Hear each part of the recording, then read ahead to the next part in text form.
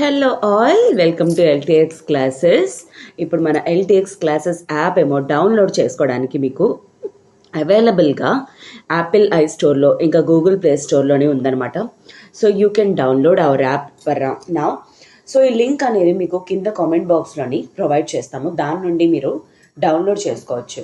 So once మీరు download చేసుకున్న తర్వాత మీరు యూపీఎస్సీ కానీ APSC, TSPSC, IBPS, SSC, RBI grade B, RRB related information అనేది మీరు తెలుసుకోవచ్చు. అండ్ అలానే మీరు ఏ కోర్సెస్లో జాయిన్ అవ్వాలనుకున్న వాటి రిలేటెడ్ శాంపుల్ డెమో వీడియోస్ అనేవి కూడా అవైలబుల్గా ఉన్నాయన్నమాట. సో మీరు ఆ డెమో వీడియోస్ అనేవి కూడా చూడొచ్చు. అన్ని టాపిక్స్ రిలేటెడ్ మీకు శాంపుల్ వీడియోస్ అనేవి ప్రొవైడ్ చేయడం జరిగింది. ఓకేనా? So download there. Welcome to LTX classes mains answer writing explanation session.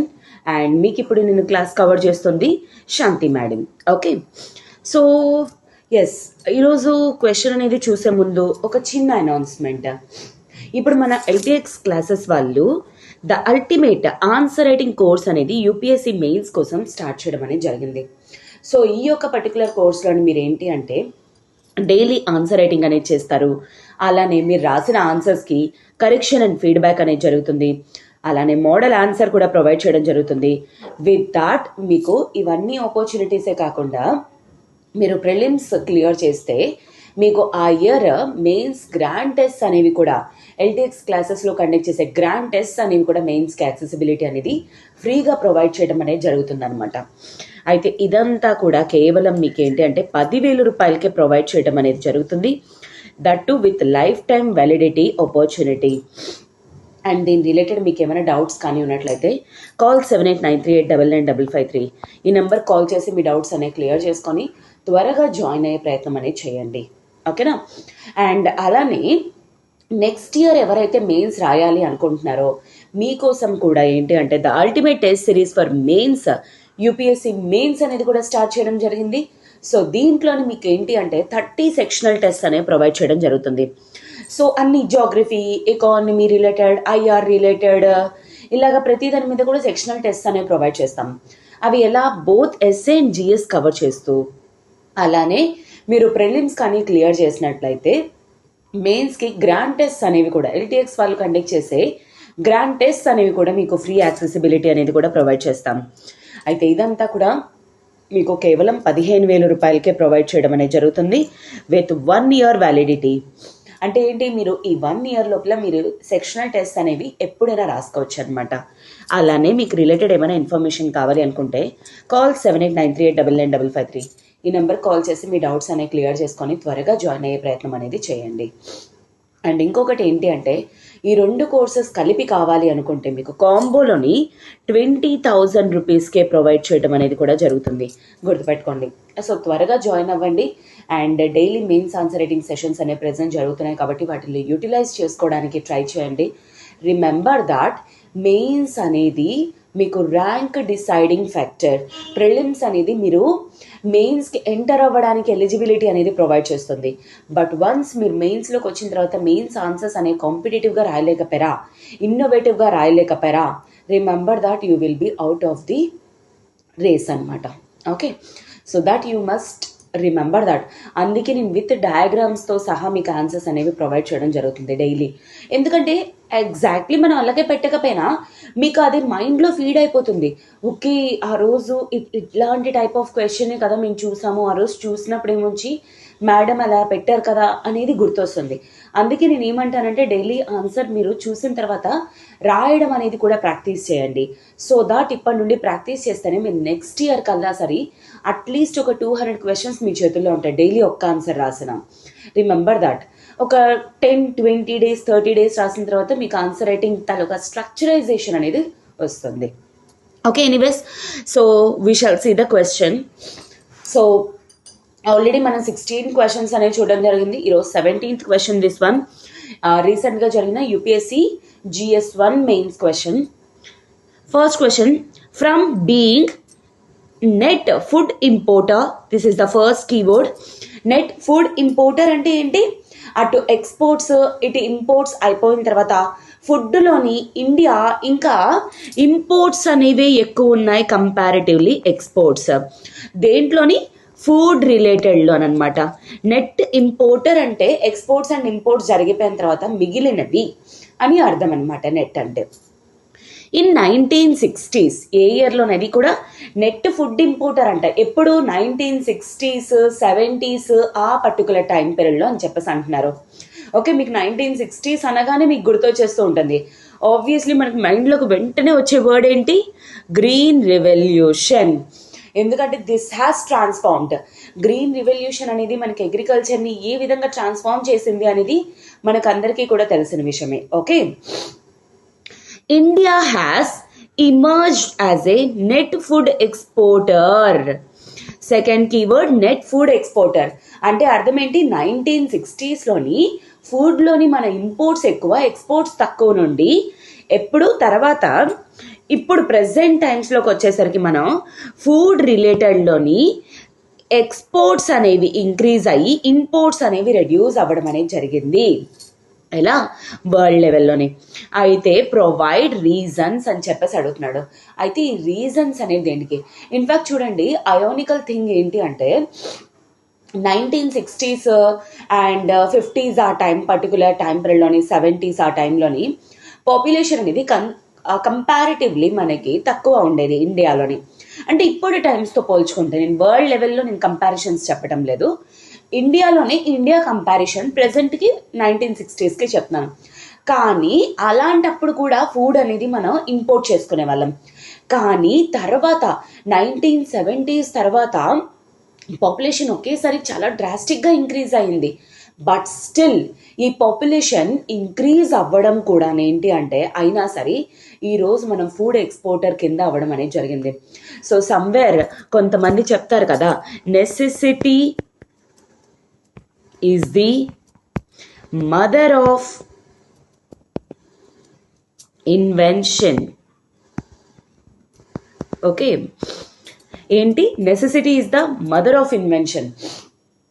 A inventions అయినా సరే, అంటే లేనిది మనం క్రియేట్ చేయగలుగుతున్నాం, చేస్తున్నారు అంటే దానికి సమ్వేర్ అది మనకి డెఫినెట్లీ కావాలి అనే సిచ్యువేషన్ అనమాట నెసెసిటీ.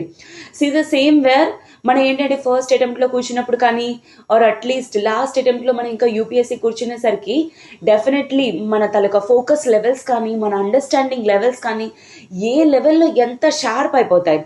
సిమిలర్లీ అనమాట, మనకి ఇంకా తప్పదు అనే సిచ్యువేషన్లోని మనం డిఫరెంట్ అని ఫైట్ చేస్తూ ఉంటాం అనమాట. సో అలానే ఇండియాలోని పాపులేషన్ ఒకేసారి ఎక్స్ప్లోడ్ అయిపోతుంది. పాపులేషన్ ఎక్స్ప్లోడ్ అవుతున్న రేంజ్లో రిసోర్సెస్ అనేవి పెరుగుతాయా? పెరగవు.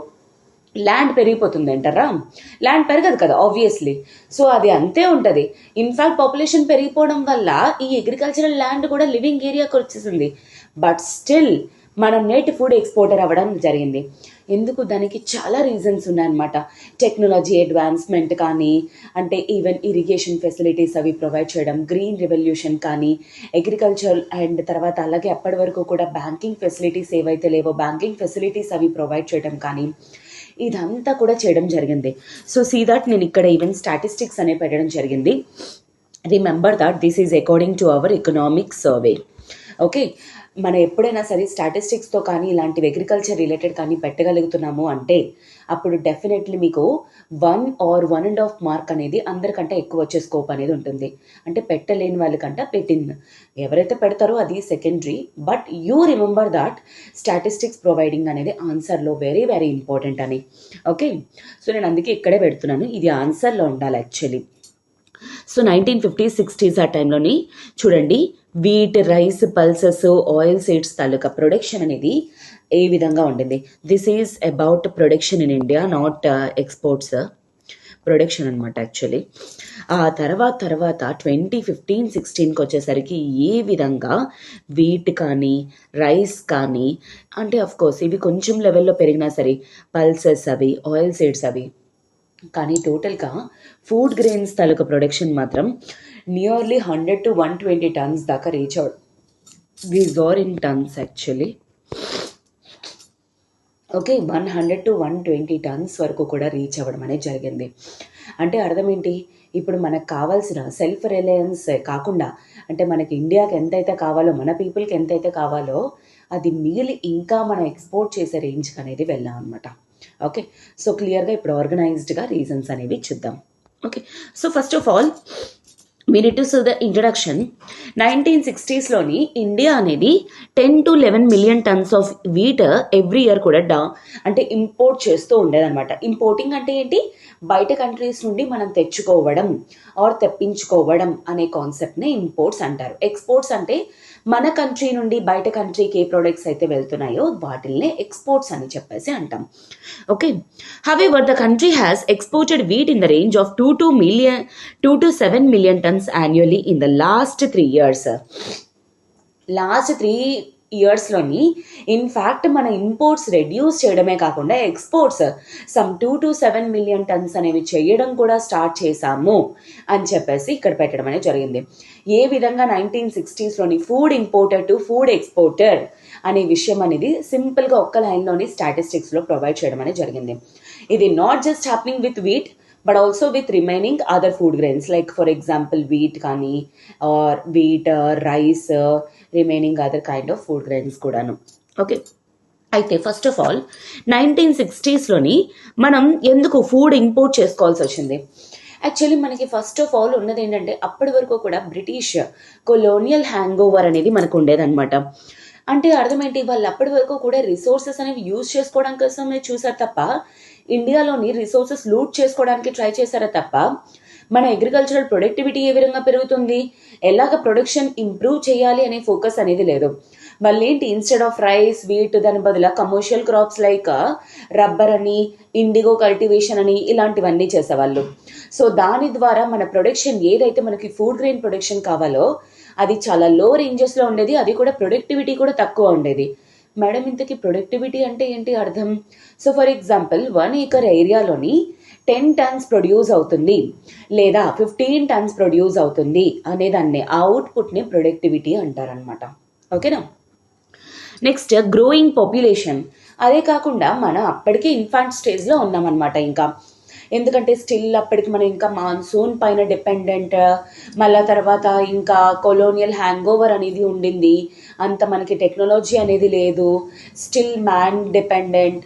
ఒకేసారి ఆ పాపులేషన్ అనేది పెరిగిపోతుంది, ఆ ఇంక్రీజింగ్ పాపులేషన్కి తగ్గట్టు మనం ప్రొవైడ్ చేయలేకపోతున్నాం. అండ్ అలానే ఫెమైన్స్ స్టార్టింగ్లో ఈవెన్ చాలా ఎక్కువ ఫెమైన్స్ అనేవి కూడా ఉండేవి. ఎందుకంటే ల్యాండ్ సాయిల్ ప్రొడక్టివిటీ ఏదైతే ఉందో, ఆ ఫర్టిలిటీ ఏదైతే ఉందో అది చాలా దారుణంగా రెడ్యూస్ అవ్వడం అనేది జరిగిందనమాట. అలానే కాన్ఫ్లిక్ట్స్ అంటే 1960స్లో కానీ 75 ఆ టైం పీరియడ్లోనే ఏం జరిగింది, Indo Pak wars, Indo China wars ఇవన్నీ జరగడం వల్ల యాక్చువల్లీ ఇంపోర్ట్స్ అండ్ ఎక్స్పోర్ట్స్కి చాలా హర్డిల్స్ అనేవి రావడం జరిగిందనమాట. దాని వలన ఫుడ్ బ్లాకేజ్ అనేది కూడా జరిగింది. And lack of irrigation and inputs. నేను చెప్పాను కదా అప్పటి వరకు కూడా మనం మాన్సూన్ డిపెండెంట్. సో ఎప్పుడు పడుతుందో తెలీదు వర్షాలు, ఎప్పుడు పడవో తెలీదు, ఇరిగేషన్ ఫెసిలిటీస్ లేవు, ప్రాపర్ ఫర్టిలైజర్స్ లేవు, సీడ్స్ లేవు, సర్టిఫైడ్ సీడ్స్ లేవు, ఫార్మర్స్కి అంత అవేర్నెస్ లేదు ఏవి సర్టిఫైడ్ సీడ్స్ అనేది. So these all are the reasons వల్ల ప్రొడక్షన్ అనేది అంత అవుట్పుట్ అనేది వచ్చేదే కాదనమాట. ప్రొడక్టివిటీ అనేది అంత ఉండేది కాదు, ప్రొడక్షన్ అంత ఉండేది కాదు. సో దానివల్ల మనం ఏంటి అంటే మన పాపులేషన్కి ఫుడ్ అనేది సరిపోయేలాగా ఉండాలి అని చెప్పేసి ఇంపోర్ట్ చేస్తూ ఉండడం అనేది జరిగింది. బట్ లేటర్ ఫస్ట్ 1960s తర్వాత 70s 80s ఆ టైంలో మనం ఫుడ్ ఎక్స్పోర్ట్ అవ్వడానికి గల మెయిన్ రీజన్ వచ్చేసరికి green revolution.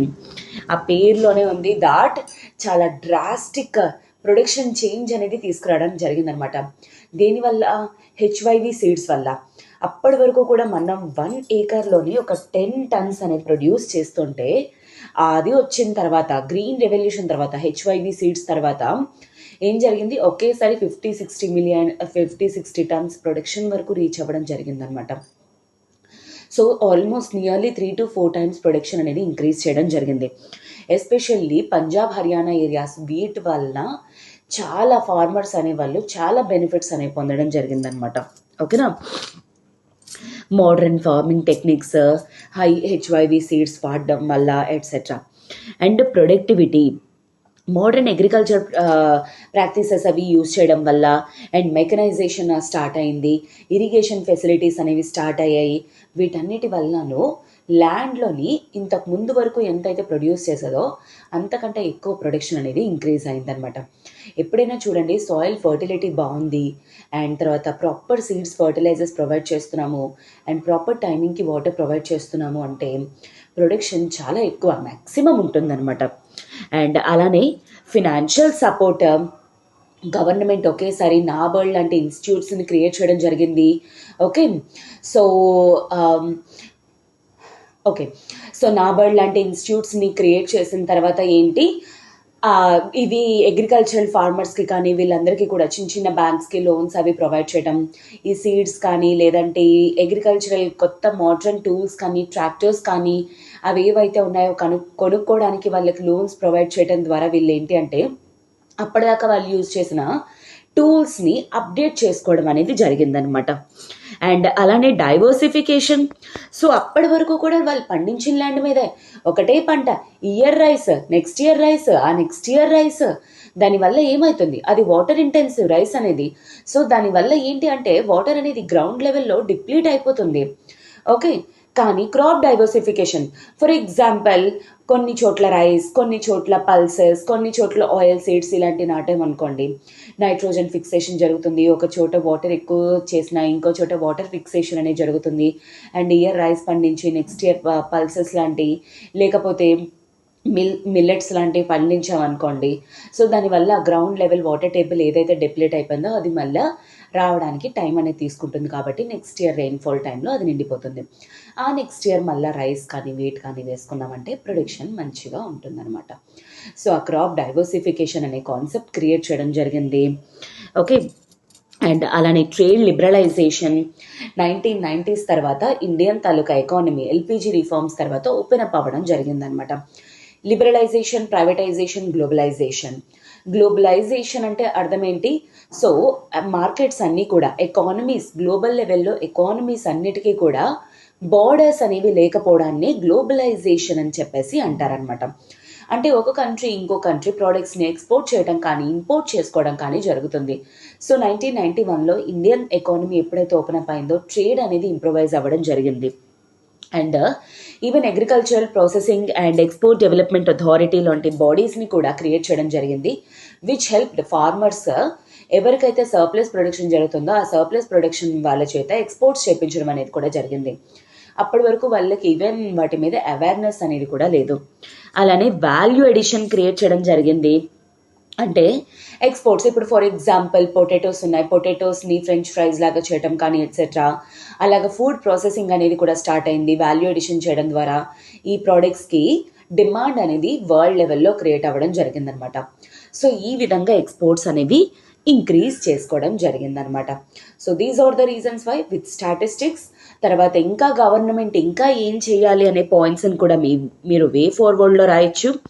So I'm giving you definitely way forward రాయాలి. Remember that. నేను ఎందుకు పెట్టలేదు అంటే I'm giving you the chance, at least way forward అని మీరు కింద పెట్టి 2 to 3 పాయింట్స్ ఇంకా గవర్నమెంట్ ఏం చెయ్యొచ్చు అంటే ఇంకా మన ఎక్స్పోర్ట్స్ అవి ఇంక్రీజ్ చేయడానికి కానీ ప్రొడక్షన్ అనేది ఇంప్రూవైజ్ అవ్వడానికి గవర్నమెంట్ ఇంకా ఎటువంటి స్టెప్స్ అనేవి తీసుకోవచ్చు, ఫార్మర్స్ ఏ స్టెప్స్ తీసుకోగలరు. లైక్ ఫర్ ఎగ్జాంపుల్ టెక్నాలజీ కానీ ISRO related technologies and government schemes like ARYA అవి ప్రాపర్గా ఇంప్లిమెంట్ చేయడం, attaining and retaining youth in the agriculture ARYA program, remember that. And అలానే ఫార్మర్స్కి అవేర్నెస్ క్రియేషన్ చేయడం కానీ వాటికి ఎప్పటికప్పుడు ఇస్రో నుండి ఇన్ఫర్మేషన్ ప్రొవైడ్ చేయించడం ద్వారా కానీ సాయిల్ టెస్టింగ్ ల్యాబ్స్ ఇలాంటివి చేయడం ద్వారా ఇంకా ప్రొడక్షన్. అండ్ అలానే స్ప్రింక్లర్ ఇరిగేషన్ అని, డ్రిప్ ఇరిగేషన్ అని ఇలాంటివి వాటర్ ఎఫిషియన్సీ టూల్స్ అనేవి వాడడం. అండ్ అలానే మనకి వాటర్ హార్వెస్ట్ మేనేజ్మెంట్స్ అనేవి చేయటం, ఇంటెన్సివ్ అంటే ఇంటిగ్రేటెడ్ ఫార్మింగ్ ప్రాక్టీసెస్ అనేవి యూజ్ చేయడం, ఇలాంటి వే ఫార్వర్డ్ రాయొచ్చు. I'm giving you the chance. ఇంకా మీరు ఏదైనా కొత్తగా ఆలోచించి కింద 2-3 పాయింట్స్ పడడానికి ట్రై చేయండి. Remember that these questions are repeated అనమాట. ఇలాంటివి మీరు పాయింట్స్ రాయడం వల్ల మీరు ఎగ్జామ్ రాసేసరికల్లా మీరు అవును నేను ఈ పాయింట్స్ రాశాను కదా అని మీకే గుర్తొస్తుంది. Remember that. Okay, so anyways India transform like anything, like that is a drastic change. ఎందుకంటే we were like in colonial hangout అనమాట. అప్పటి వరకు కూడా nearly almost more than 100 years we have been ruled under this particular English government అనమాట. Britain గవర్నమెంట్లోని అంతకాలం ఉన్నా సరే అగ్రికల్చర్ పోయింది, మన ఓన్ రిలయన్స్ టెక్నాలజీ. అందుకే ఎప్పుడు కూడాను మహాత్మా గాంధీ గారు ఎప్పుడు కూడాను వీ నీడ్ టు అంటే మనం ఎప్పుడు కూడా సెల్ఫ్ రిలయన్స్ అని ఎప్పుడు చెప్తూ ఉంటారనమాట. ఈవెన్ ఎంప్లాయ్మెంట్ ఏదైతే ప్రొవైడ్ చేస్తుందో అటువంటి సెక్టర్స్ మీద ఫోకస్ చేయడం అనే కాన్సెప్ట్స్ గాంధీజీ గారు ఆల్వేస్ ప్రాపగేట్ చేస్తూనే ఉంటారు. సో అలాంటి డ్రాస్టిక్ చేంజెస్ అనేవి గవర్నమెంట్ డిఫరెంట్ ప్రోగ్రామ్స్ ద్వారా, ఎస్పెషల్లీ 5-year ప్లాన్స్ ద్వారా కానీ, ఫస్ట్ 5-year ప్లాన్ అంతా కూడా అగ్రికల్చర్ మీదే ఫోకస్. అలానే థర్డ్ 5-year ప్లాన్స్లో కూడా సెల్ఫ్ రిలయన్స్ మీద కంప్లీట్ మన ఇండిజినస్ టెక్నాలజీస్ అనేవి వాడాలి అనే concept. So these are the things. తర్వాత 11th 12th 5-year ప్లాన్స్లోని inclusive growth అని ఇలా తీసుకోవడం అనేది జరిగిందనమాట. ఈ ప్లాన్స్ అనేవి ఎనీవేస్ ఫార్మర్స్కి చాలా డ్రాస్టిక్గా హెల్ప్ చేయడం జరిగింది, along with green revolution techniques అనమాట. ఓకేనా? So yes, this is it for today students. Have a good day. All the very best for your preparation. And remember that don't forget to write way forward. కింద comment బాక్స్లోని way forward రాయండి. At least 2 to 3 points. నేనేవి మీకోసం essay రాయమని చెప్పట్లేదు, just 2-3 points mention చేయడానికి try చేయండి. ఓకేనా? అండ్ లాస్ట్ అండ్ ఫైనలీ చిన్న అనౌన్స్మెంట్. ఇప్పుడు మన ఎల్టీఎక్స్ క్లాసెస్ వాళ్ళు దసరా ధమాకా ఆఫర్ అని NCERT foundation course, CSAT, current affairs, prelims test series, mains answer writing course ఇవన్నీ కూడా మీకు 10+10 15,000కే ప్రొవైడ్ చేయడం జరుగుతుంది. 20,000 కాదు, 15,000కే మీకు కాంబో ఆఫర్ అనేది ప్రొవైడ్ చేయడం జరుగుతుంది అనమాట. అయితే ఈ ఫీ వచ్చేసరికి మీకు 15th October వరకు మాత్రమే వ్యాలిడిటీ, బట్ కోర్సెస్ మాత్రం మీకు లైఫ్ టైం వ్యాలిడిటీ తోటి ప్రొవైడ్ అవుతాయి. Okay, so this is it for today students. Have a good day. Do join immediately. NCERTs అనేవి మీకు చాలా క్రూషియల్ రోల్ ప్లే చేస్తుంది. అలానే ప్రిలిమ్స్ టెస్ట్ సిరీస్ కానీ, మెయిన్స్ టెస్ట్ సిరీస్ కానీ మీరు ఎగ్జామ్ క్లియరింగ్లోని మీకు చాలా హెల్ప్ అనేది చేస్తుంది. ఎందుకంటే ప్రాక్టికల్గా మీరు ముందే ఎగ్జామ్ ఎక్స్పీరియన్స్ అనేది చేయగలరు. Remember that. Okay, so if you really like the video, please do like, share and subscribe to LTX Classes channel. Have a good day. Take care students.